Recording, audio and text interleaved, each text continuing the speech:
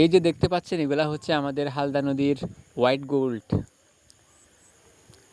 আমাদের হালদা নদীর ডিম প্রতি বছর এই মৌসুমে সংগ্রহ করে থাকে। দেখতে পাচ্ছেন ছোট ছোট ডিমের ভিতরে মাছগুলো নড়াচড়া করতেছে, এগুলা বের হয়ে আসবে।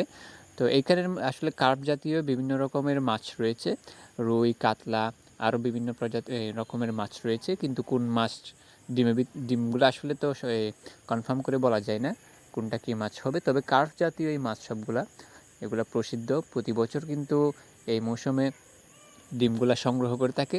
তারা যে পরিমাণ আশা করেছিল তার চেয়ে বেশি কিন্তু ডিম সংগ্রহ করতে পেরেছে এবং প্রচুর পরিমাণ আসলে এই মাছের জন্য লাইন ধরে থাকে। 500 জনের উপরে কিন্তু এই মাছের ডিমের জন্য লাইন লেগেছিল। আর এই মাছ কিন্তু খুব বড় এবং মিষ্টি আমাদের হালদা নদীর মাছগুলা, মাশাআল্লাহ দেখতেই পাচ্ছেন আপনারা।